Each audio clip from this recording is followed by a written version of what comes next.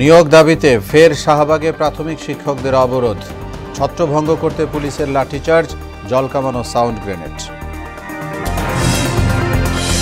জুলাই অভ্যুত্থানে হতাহতরা ইতিহাসের স্রষ্টা বললেন প্রধান উপদেষ্টা, সকল হত্যাকাণ্ড ও গুম খুনের বিচার নিশ্চিতের প্রতিশ্রুতি। এজেন্সির অবহেলায় কারো হজযাত্রা ব্যাহত হলে কঠোর ব্যবস্থা, হুঁশিয়ারি ধর্ম উপদেষ্টার। 14 ফেব্রুয়ারির মধ্যে সৌদির সঙ্গে চুক্তি সম্পাদনের তাগিদ। এবং মেগা প্রকল্পের আড়ালে 28 লাখ কোটি টাকা পাচার করেছে পতিত সরকার, জড়িতদের বিরুদ্ধে কঠোর ব্যবস্থার দাবি।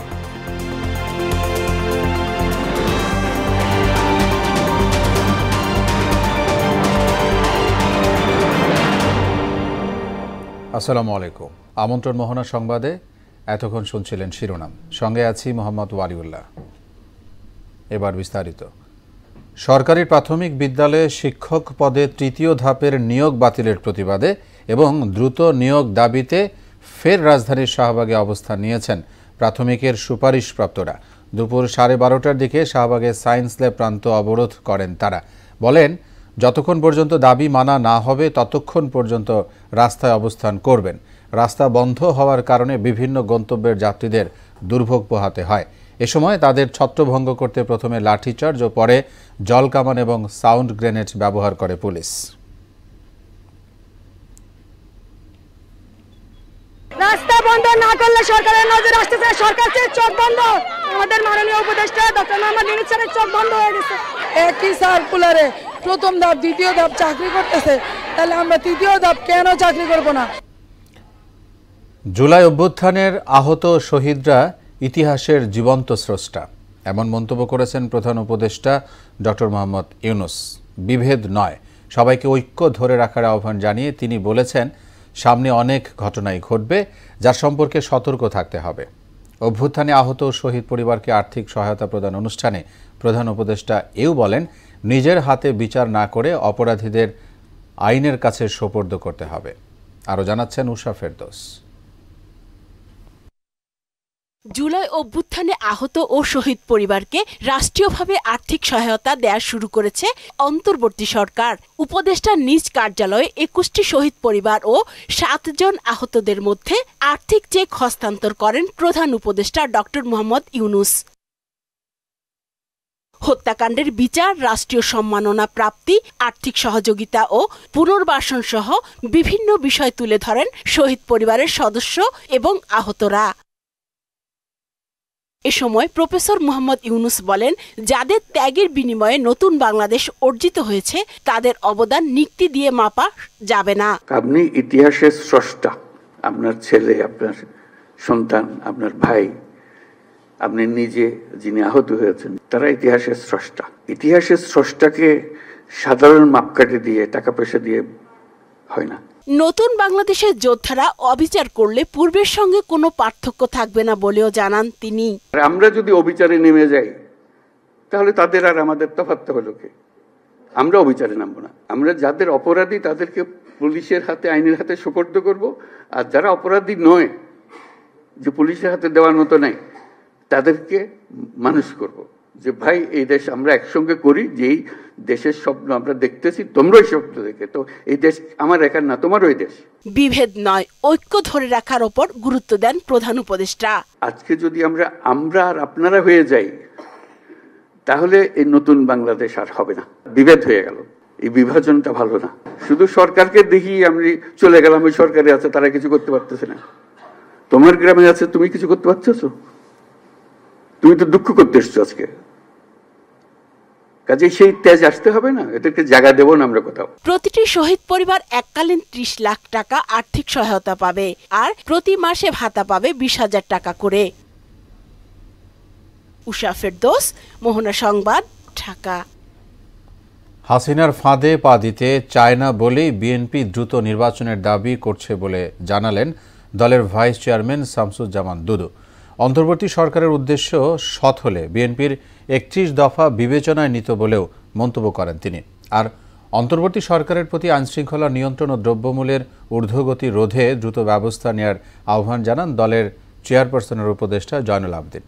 আলাদা অনুষ্ঠানে তারা এইসব কথা বলেন। আরও জানাচ্ছেন হুমায়ুন কবির।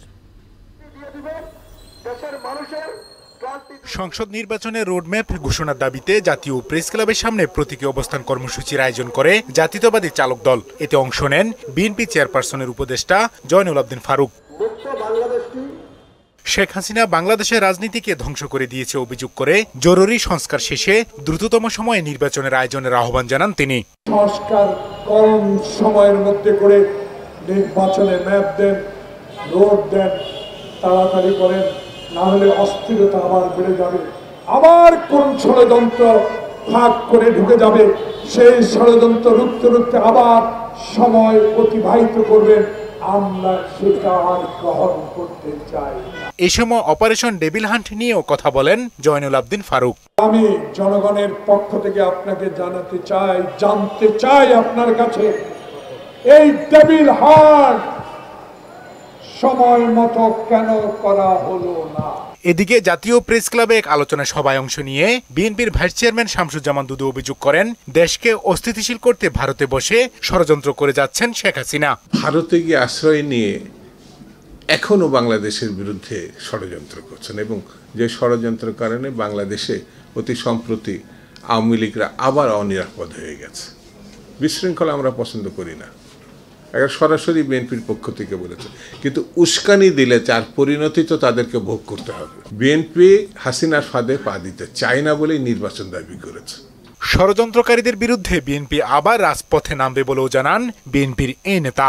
যারা মানুষের গণহত্যা চালাচ্ছে তাদের বিচারের দাবিতে এবং জনগণের সরকার প্রতিষ্ঠার জন্য বিএনপি আবারও রাস্তায় প্রয়োজন হলে নামবে এবং মানুষকে ঐক্যবদ্ধ করবে। হুমায়ুন কবির, মোহনা সংবাদ, ঢাকা। অবহেলার কারণে কোনো যাত্রী হজে যেতে না পারলে সেই দায় এজেন্সিকে নিতে হবে, এমনটা জানিয়েছেন ধর্ম বিষয়ক উপদেষ্টা আফম খালিদ হোসেন। দুপুরে সচিবালয়ে 2025 সালের হজ ব্যবস্থাপনার অগ্রগতি নিয়ে এক ব্রিফিংয়ে এমনটা জানান তিনি। উপদেষ্টা বলেন, 14 ফেব্রুয়ারির মধ্যে হজ সেবাদানকারী প্রতিষ্ঠানের সঙ্গে চুক্তি শেষ করার বিষয়ে কড়া নির্দেশনা আছে সৌদি সরকারের। আরও জানাচ্ছেন শামীমুজ্জামান চৌধুরী। হজ ইসলামের অন্যতম স্তম্ভ ও মৌলিক ইবাদত। আর্থিক উন্নতি, সামাজিক সম্প্রীতি ও বিশ্ব ভ্রাতৃত্ব প্রতিষ্ঠায় হজের গুরুত্ব অপরিসীম। 2025 সালে হজ ব্যবস্থাপনা অগ্রগতি নিয়ে সংবাদ সম্মেলন করে ধর্ম মন্ত্রণালয়। উপদেষ্টা বলেন, সরকারি ব্যবস্থাপনায় হজ যাত্রীদের ক্ষেত্রে সৌদি সরকারের সঙ্গে সার্বিক চুক্তি হয়েছে। গত 12 জানুয়ারি 2025 খ্রিস্টাব্দ সৌদি সরকারের সাথে বাংলাদেশ সরকারের হজ চুক্তি সম্পাদিত হয়েছে।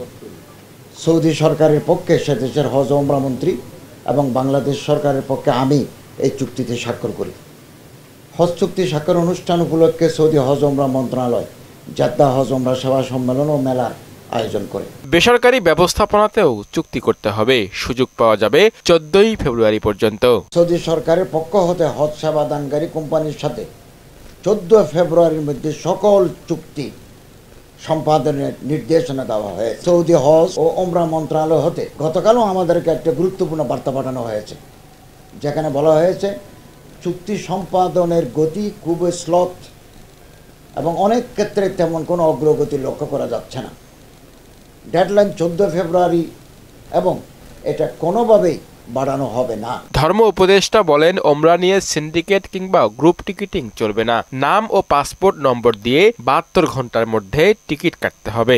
আগে এজেন্সিরা গ্রুপ বলে একজনে 20-30টা করে সিট বিমানের বুক করে রাখে, তারপরে এগুলো দ্বিগুণ তিগুণ চতুর্গুণ বৃদ্ধি করে বিক্রি করে। এখন একটা সিদ্ধান্ত হয়ে গেছে, এখন যদি বুকিং করতে হয় তাহলে যাত্রীর নাম দিতে হবে, পাসপোর্ট নাম্বার দিতে হয়। এবারের হজ যাত্রায় নিবন্ধন হয়েছে 87,100টি। এর মধ্যে সরকারি ব্যবস্থাপনায় যাবেন 5,200। এবছর শিশুদের হজে নেওয়া যাবে না বলে জানানো হয় সংবাদ সম্মেলনে। শামীমুজ্জামান চৌধুরী, মোহনা সংবাদ, ঢাকা। গত 15 বছরে অর্থ পাচার করা হয়েছে 28 লাখ কোটি টাকা, যার 1/3 দেশের 5 শিল্প গোষ্ঠীর মাধ্যমে। মেগা প্রকল্পের আড়ালে এসব অর্থ পাচার করেছে পতিত সরকার। ডক্টর ইউনূস এসব অর্থ ফেরত আনতে উদ্যোগী হলেও দৃশ্যমান কোনো অগ্রগতি দেখতে পাচ্ছেন না অর্থনীতিবিদরা। আর অপরাধ বিশেষজ্ঞ বলছেন, জড়িতদের বিরুদ্ধে কঠোর ব্যবস্থা না নিলে এ প্রবণতা বাড়তেই থাকবে। অর্থ পাচার নিয়ে মনিরুল ইসলামের 2 পর্ব ধারাবাহিক প্রতিবেদনের আজ প্রথম পর্ব।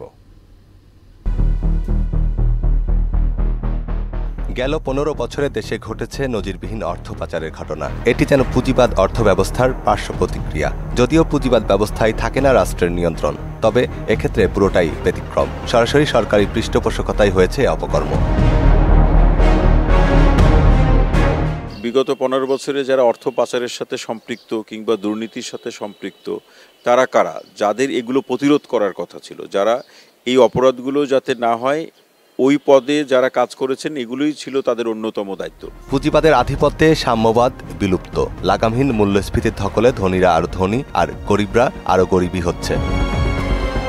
বাংলাদেশ ব্যাংকের তথ্যমতে অপকৌশলকে কৌশলে রূপান্তর করেই নাসা গ্রুপ অর্থ পাচার করেছে 3,60,000 কোটি টাকা। এর পরের অবস্থানে রয়েছে বসুন্ধরা গ্রুপ, তাদের পাচারের অর্থের পরিমাণ 1.5 লাখ কোটি টাকা। বিতর্কিত এসালাম গ্রুপ পাচার করেছে 1,13,000 আর ক্যাপাসিটি চার্জের নামে সামিট গ্রুপ করেছে 1,06,000 এবং বেক্সিমকো গ্রুপ শুধু ঋণ জালিয়াতির মাধ্যমেই পাচার করেছে 33,470 কোটি টাকা। শুধুমাত্র দেশের 5 শিল্পগোষ্ঠী পাচার করেছে 10,633 কোটি টাকা। দেশের ভিতরে যে সমস্ত অর্থ রয়েছে, যেগুলো যে ব্যাংক খালি করে যে বড় বড় শিল্পগোষ্ঠী তারা যে ঋণ নিয়েছেন এবং তারা ফেরত দিচ্ছেন না, খেলাপি হয়ে গেছেন, তাদের বিরুদ্ধে কি ব্যবস্থা নেওয়া হলো?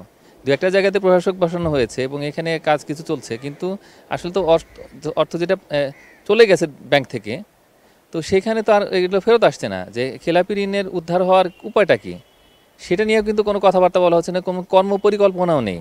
ক্ষমতার পালাবদলের পর অন্তর্বর্তী সরকার এসব অর্থ ফেরত আনতে প্রত্যয়ী হলেও অগ্রগতি শূন্য।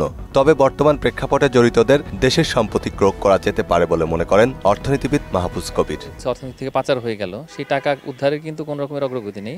কিছু কথাবার্তা হচ্ছিল, আমার মনে হয় যে এই পুরো কাজটাই হচ্ছে লোক দেখানো, মিস ইনভয়েসিং, এগুলোর মাধ্যমে টাকাগুলো পাচার করে দেওয়া হচ্ছে। একটা পয়সা ফেরত আনেনি এবং পুরো বিষয়টা এখন ধামাচাপা পড়েছে। আমি মনে করি যে এই পাচার হওয়ার অর্থ ফেরত আনার জন্য খুব দ্রুত একটা উদ্যোগ গ্রহণ করতে হবে। আর অপরাধ বিশেষজ্ঞ তৌহিদুল হক বলছেন, অর্থ পাচারের বিরুদ্ধে সরকার সোচ্চার না হলে আগামীতে এই প্রবণতা আরও বাড়বে। এমনভাবে দৃষ্টান্ত স্থাপন করতে হবে যাতে এটা ভবিষ্যতে অন্যদের জন্য, অন্যদেরকে সতর্ক রাখে, অন্যদের জন্য একটা অনুকরণীয় হয়ে থাকে যে দুর্নীতি করলে এই অবস্থাগুলো অপেক্ষা করছে।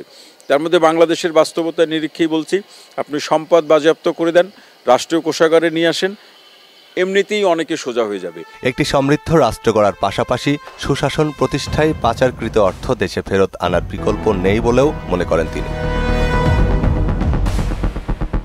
মনিরুল ইসলাম, মোহনা সংবাদ, ঢাকা। বাজারে অদৃশ্য প্রায় বোতলজাত সয়াবিন তেল। রোজা সামনে রেখে ছোলা, চিনি, খেজুর সহ বিভিন্ন ইফতারি পণ্যের দামও ঊর্ধ্বমুখী। এতে চরম অস্বস্তিতে নিম্ন আয়ের মানুষ। রোজা ঘিরে বাজার স্থিতিশীল রাখার দাবি জানান তারা। এদিকে রমজানে আমদানি স্বাভাবিক থাকলে বাজার স্থিতিশীল থাকবে বলে আশা করছেন ব্যবসায়ীরা। আরও জানাচ্ছেন উষা ফেরদৌস।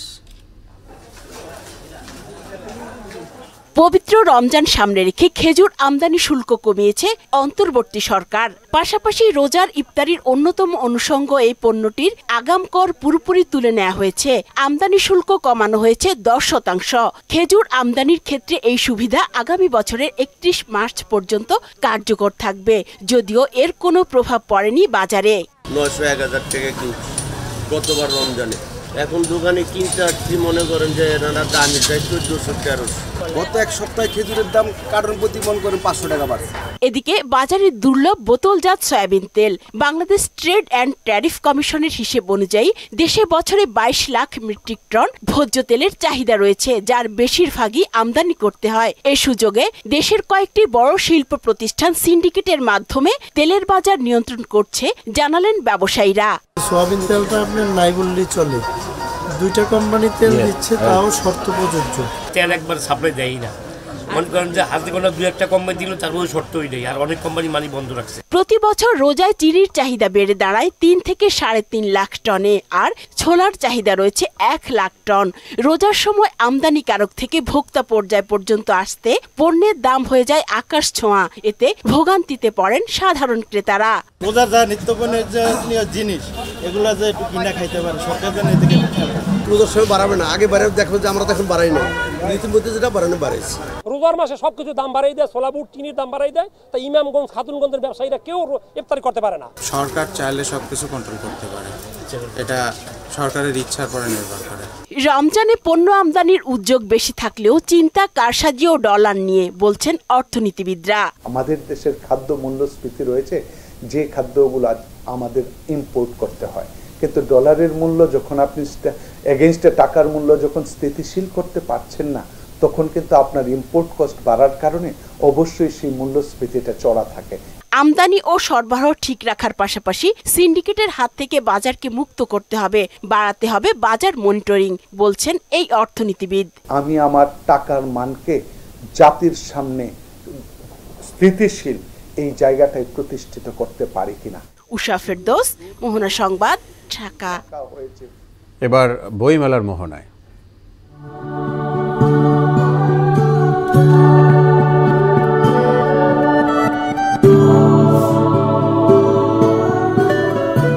জমে উঠতে শুরু করেছে অমর একুশে বইমেলা।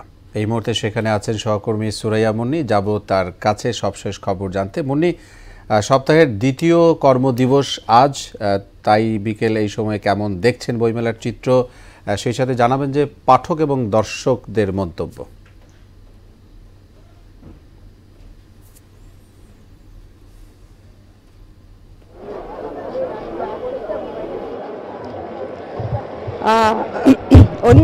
উনি আপনাকে যদি দেখাতে চাই, বইমেলা অবশ্যই জমে উঠেছে।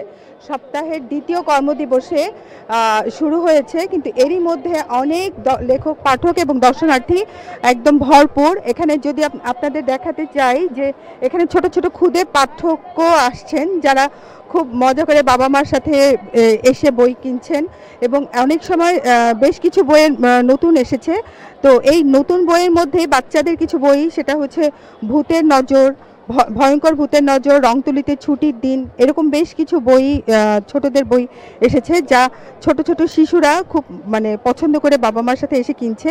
আর ছোট শিশুদের মধ্যে একটা উৎসাহ উদ্দীপনা কাজ করছে যে এই বইগুলো নিচ্ছে এবং তারা খুব তাড়াতাড়ি বইগুলো নিয়ে বাসায় যে বই পড়বেন। তো আমি একজন অভিভাবকের সাথে কথা বলছি ছোট শিশুদের বইয়ের বিষয়টা নিয়ে। আপা, কেমন বই দেখছেন আপনি? না, ভালোই। আজকে আসছি, বাচ্চাকে নিয়েও আসতে চাচ্ছে, ভালোই লাগতেছে। তো ঘুরে ঘুরে দেখলাম স্টলগুলো, মোটামুটি এখানেও দেখলাম গল্পগুলো ভালোই আছে, ইউনিক কিছু আছে। এই প্রথমবার এই বাচ্চাদের জন্য মনে হয় বেশি, তো ভালোই দেখলাম। তো আমি আপনাকে আরেকটু বলতে চাচ্ছি যে এখন যদি আমরা বইমেলার সার্বিক পরিস্থিতি চিন্তা করি, তাহলে দেখা যাবে যে এখানে নিরাপত্তা ব্যবস্থা যথেষ্ট জোরদার। প্রত্যেককেই ব্যাগ খুলে খুলে তাদের জিনিসপত্র দেখানো হচ্ছে। এখানে কোনো নিরাপত্তার ব্যাপারে কোনো রকম ছাড় দেওয়া হচ্ছে না। প্রত্যেকটা দর্শনার্থী বলছেন যে নিরাপত্তা যথেষ্ট জোরদার এবং দর্শনার্থীরা প্রচুর সন্তুষ্ট। একই সঙ্গে এখানে যে লেখক এবং পাঠক যে একটা সমাহার আসছে, বিশেষ করে প্রকাশকের আধিক্য আমরা এখানে দেখতে পাচ্ছি। প্রকাশকরা কিন্তু অনেক খুশি যে এবার বই অনেক বিক্রি হচ্ছে, এবং এখানে যে স্টলের যে মানুষগুলো আছেন তারাও অনেকটা সন্তুষ্ট প্রকাশ করছেন যে এবারের বই আরও সামনে হয়তো আরও জমে উঠবে, এমনটাই প্রত্যাশা করছেন তারা। মুন্নি, আপনাকে ধন্যবাদ আমাদের সঙ্গে যুক্ত হওয়ার জন্য। লিবিয়ার মরুভূমিতে দুটি গণকবর থেকে অন্তত 50 অভিবাসন প্রত্যাশীর মরদেহ উদ্ধার করা হয়েছে। ইউরোপে যাওয়ার জন্য লিবিয়াকে প্রধান রুট হিসেবে ব্যবহার করছে মানব পাচারকারীরা। এদিকে অবরুদ্ধ গাজায় ধ্বংসস্তূপ থেকে আরও 7 ফিলিস্তিনির লাশ উদ্ধার করা হয়েছে। অন্যদিকে যুক্তরাষ্ট্রে প্রবেশ করা সব ইস্পাত অ্যালুমিনিয়ামে 25% শুল্ক আরোপের ঘোষণা দিয়েছেন ডোনাল্ড ট্রাম্প। বিস্তারিত জানাচ্ছেন ইশতিয়াক হোসেন। উত্তর আফ্রিকার দেশ লিবিয়ার দক্ষিণ পূর্বাঞ্চলীয় কুফরা শহরের মরুভূমিতে আরেকটি গণকবরের সন্ধান পাওয়া গেছে। ওই গণকবর থেকে কমপক্ষে 30 অভিবাসী ও শরণার্থীর মরদেহ উদ্ধার করা হয়েছে। এর আগে একই শহরে মরুভূমিতে একটি গণকবরের সন্ধান পাওয়া গিয়েছিল। ওই গণকবর থেকে উদ্ধার করা হয়েছিল কমপক্ষে 19 অভিবাসীর মরদেহ। গত বছর লিবীয় কর্তৃপক্ষ রাজধানী ত্রিপোলির দক্ষিণে ওয়ারিফ অঞ্চলে অন্তত ৬৫ অভিবাসীর মৃতদেহ উদ্ধার করেছিল। বর্তমানে অভিবাসীদের ইউরোপে যাওয়ার অন্যতম প্রধান পয়েন্ট হয়ে উঠেছে লিবিয়া। মানব পাচারকারীরা দেশটিতে দীর্ঘস্থায়ী অস্থিরতার সুযোগ নিয়ে অভিবাসীদের পাচার করে আসছে। অবরুদ্ধ গাজা ভূখণ্ডে ধ্বংসস্তূপের ভেতর থেকে আরও ৭ ফিলিস্তিনির লাশ উদ্ধার করা হয়েছে। এর ফলে উপত্যকাটিতে নিহতের মোট সংখ্যা দাঁড়িয়েছে ৪৮,২০০ জনে। এদিকে গাজায় ইসরায়েলি হামলায় ৪ ফিলিস্তিনি নিহত হয়েছেন। যুদ্ধবিরতির মধ্যেই ইসরায়েলি হামলা ও ফিলিস্তিনিদের প্রাণহানির এই ঘটনা ঘটল। ফিলিস্তিনের গাজা উপত্যকায় ৭ ফিলিস্তিনি সাংবাদিককে হত্যা করেছে ইসরায়েল। গত জানুয়ারি মাসে এই হত্যাকাণ্ড ঘটিয়েছে নেতানিয়াহু সেনারা। গেল ১৫ মাসে ২ শতাধিক সাংবাদিক নিহত হয়েছেন। যুক্তরাষ্ট্রে প্রবেশ করা সব ইস্পাত ও অ্যালুমিনিয়ামের উপর ২৫% আমদানি শুল্ক আরোপের ঘোষণা দিয়েছেন মার্কিন প্রেসিডেন্ট ডোনাল্ড ট্রাম্প। রোববার ফ্লোরিডার মারি-লাগো রিসোর্টে এই পরিকল্পনার কথা জানান তিনি। বিশেষজ্ঞদের মতে তার এই নতুন বাণিজ্য নীতিতে সবচেয়ে বেশি প্রভাব পড়বে কানাডার উপর। ইশতিয়াক হোসেন, মোহনা সংবাদ। এবারে খেলার খবর। ক্রিকেট চ্যাম্পিয়ন্স ট্রফির জন্য সেরা প্রস্তুতি হচ্ছে না বলেই মনে করেন হেড কোচ ফিল সিমন্স। তবে জয়ের ব্যাপারে বেশ আশাবাদী তিনি। এক্ষেত্রে মানসিক শক্তির বিষয়টির উপরে জোর দেন সিমন্স। এদিকে চ্যাম্পিয়ন্স ট্রফির পর বিসিবির সঙ্গে থাকবেন কিনা এ বিষয়ে কিছু স্পষ্ট করে জানাননি তিনি। দেশ ছাড়ার আগে মিরপুরে অনুশীলনে নিজেদের ঝালিয়ে নেয় ক্রিকেটাররা। মুদাসির আলীর প্রতিবেদন। ৪০ দিনব্যাপী বিপিএল শেষে এখন দরজায় কড়া নাড়ছে ক্রিকেট দুনিয়ার অন্যতম বড় আসর চ্যাম্পিয়ন্স ট্রফি। দেশ ছাড়ার আগে মিরপুর হোম অফ ক্রিকেটে তৃতীয় দিনের মতো ঘাম ঝরিয়েছে শান্ত বাহিনী। বিপিএল থাকায় বৈশ্বিক পর্যায়ের লড়াইয়ের জন্য খুব একটা সময় পায়নি টাইগাররা। সবশেষ ডিসেম্বরে ক্যারিবীয়দের মাটিতে হোয়াইট ওয়াশ সহ পারফরম্যান্স হতাশাজনক দেশের ক্রিকেটের। তাই কোচ সিমন্সের কাছে প্রশ্ন থাকে কতটুকু এগোনোর সম্ভাবনা এই চ্যাম্পিয়ন্স ট্রফিতে। চ্যাম্পিয়ন্স ট্রফিতে ভালো করার সম্ভাবনা আছে। আমরা সেরা ক্রিকেট খেলতে পারলে কোনো কিছুই অসম্ভব নয়। ট্রফি জেতার ব্যাপারে বিশ্বাস না থাকলে এখানে থাকতাম না। প্রস্তুতির জন্য যে খুব একটা সময় পায়নি বাংলাদেশ দল তা তিনি স্বীকার করেন। জানান ওয়ানডে না হলেও অন্তত সাদা বলের ক্রিকেট খেলা হয়েছে। যতটুকু সময় আছে তাতেই প্রস্তুতি সারছে দল। আমি একমত যে সেরা প্রস্তুতি হচ্ছে না চ্যাম্পিয়ন্স ট্রফির আগে। তবে আমরা সাদা বলের ক্রিকেটের সাথে ছিলাম। প্রস্তুতি নেব এখন। ৬ দিনের প্রস্তুতি ক্যাম্প আছে। চ্যাম্পিয়ন্স ট্রফির পর বিসিবির সঙ্গে থাকবেন কিনা এ বিষয়ে কিছু স্পষ্ট করে জানাননি সিমন্স। আমি আছি চ্যাম্পিয়ন্স ট্রফি পর্যন্ত, এরপর কি হবে জানি না। চুক্তির মেয়াদ বাড়লেও বাড়তে পারে, এ নিয়ে কিছুই বলতে পারছি না। সবকিছু ঠিক থাকলে আগামী ১৯ ফেব্রুয়ারি পাকিস্তানের করাচিতে পর্দা উঠছে চ্যাম্পিয়ন্স ট্রফির নবম আসর। পাকিস্তানের পাশাপাশি খেলা হবে আরব আমিরাতেও। ২০ তারিখ দুবাইয়ে ভারতের বিপক্ষে ম্যাচ দিয়ে শুরু হবে ক্রিকেট আঙ্গনের অন্যতম মেগা ইভেন্টে টাইগারদের যাত্রা। মুদাসির আলী, মোহনা সংবাদ, ঢাকা। এ ছিল এখনকার মতো সংবাদ। শেষ করব তার আগে শিরোনামগুলো জানাবো আরো একবার। নিয়োগ দাবিতে ফের শাহবাগে প্রাথমিক শিক্ষকদের অবরোধ। ছত্রভঙ্গ করতে পুলিশের লাঠিচার্জ, জল কামানো, সাউন্ড গ্রেনেড। জুলাই অভ্যুত্থানে হতাহতরা ইতিহাসের স্রষ্টা বললেন প্রধান উপদেষ্টা। সকল হত্যাকাণ্ড ও গুম খুনের বিচার নিশ্চিতের প্রতিশ্রুতি। এজেন্সির অবহেলায় কারো হজযাত্রা ব্যাহত হলে কঠোর ব্যবস্থা, হুঁশিয়ারি ধর্ম উপদেষ্টার। 14 ফেব্রুয়ারির মধ্যে সৌদির সঙ্গে চুক্তি সম্পাদনের তাগিদ। এবং মেগা প্রকল্পের আড়ালে 28 লাখ কোটি টাকা পাচার করেছে পতিত সরকার। জড়িতদের বিরুদ্ধে কঠোর ব্যবস্থার দাবি। এ ছিল মোহনা সংবাদের। পরবর্তী সংবাদ রাত 9টায়। এর আগে সংবাদ এক নজরে দেখবেন সন্ধ্যা 7টায়। মোহনার সবশেষ খবর জানতে ভিজিট করুন www.mohana.tv। সংবাদ দেখতে পারেন ফেসবুক ও ইউটিউবে। এতক্ষণ সঙ্গে থাকায় ধন্যবাদ সবাইকে।